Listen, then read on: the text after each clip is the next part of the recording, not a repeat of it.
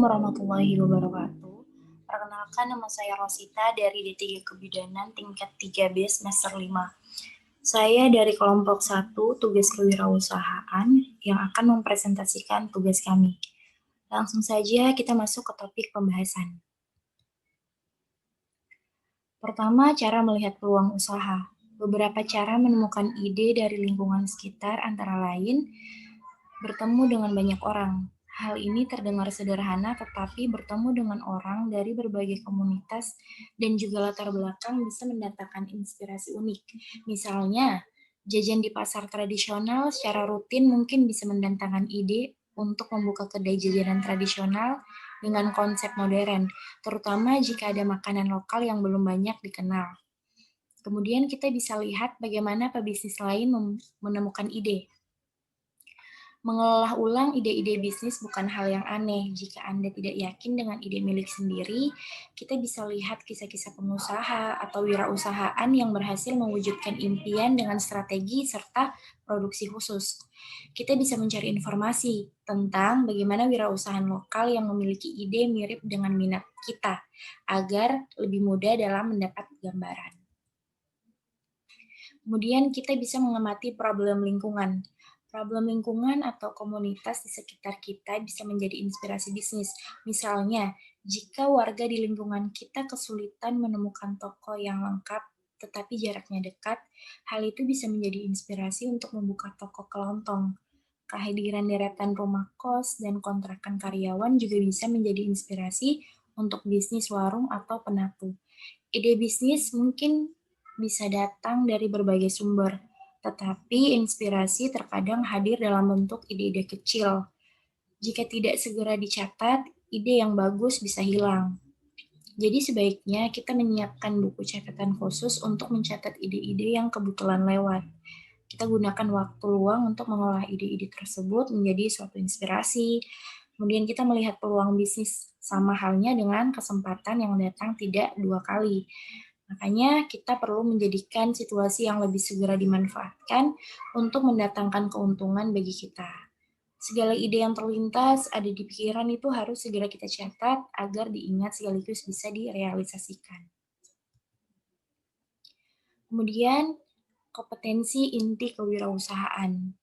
Meskipun dalam manajemen kewirausahaan modern seperti sekarang ini telah terjadi pergeseran strategi, yaitu dari strategi memaksimalkan keuntungan pemegang saham, atau kita mencari laba perusahaan, menjadi memaksimalkan keuntungan bagi semua yang berkepentingan dalam perusahaan.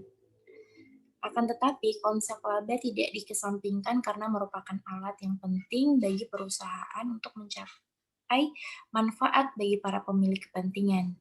Nah, salah satu tugas manajemen strategis adalah menciptakan laba yang bisa dipergunakan sebagai sumber dana untuk investasi dan meningkatkan manfaat bagi pemilik kepentingan. Nah, di sini ada menurut Albert Jaja 1993, laba perusahaan masih merupakan tujuan yang krisis bagi perusahaan dan menjadi ukuran keberhasilan. Tetapi bukan tujuan akhir dari suatu perusahaan, melainkan perusahaan bisa memperoleh keuntungan apabila yang pertama memiliki keunggulan yang unik. Nah, kemudian yang kedua tercipta dari penemuan yang dilakukan para wirausaha. Yang ketiga, dihasilkan dari proses yang kreatif dan juga dinamis. Dan yang keempat, menciptakan daya saing yang khusus. Kemudian, strategi bersaing dalam kewirausahaan, pengertian strategi. Ada menurut Oxford Pocket Dictionary, strategi merupakan seni perang, khususnya perencanaan gerakan pasukan, kapal dan sebagainya menuju posisi yang layak. Rencana tindakan atau kebijakan dalam bisnis atau politik dan sebaiknya. Kemudian ada beberapa pakar. Di sini ada Alfred Chandler yang mengemukakan bahwa strategi merupakan penetapan sasaran dan tujuan jangka panjang sebuah perusahaan dan arah tindakan serta alokasi sumber daya yang diperlukan untuk mencapai sasaran dan juga tujuan.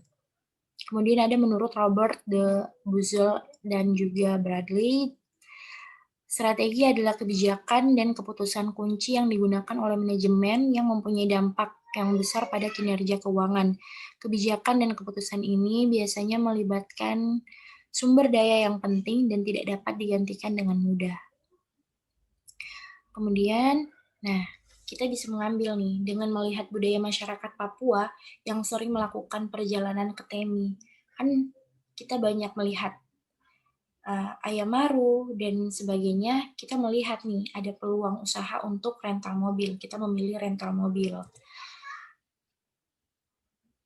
Kemudian lanjut, kenapa kita memilih rental mobil? Kita sudah melakukan pengkajian. Nah, yang pertama kita mengambil data subjektifnya dengan cara kita melakukan observasi, wawancara dengan masyarakat Ayamaru dan Teminabuan. Menanyakan keadaan dan keluhan mereka di tempat tinggal mereka dan jarak ke kota Sorong.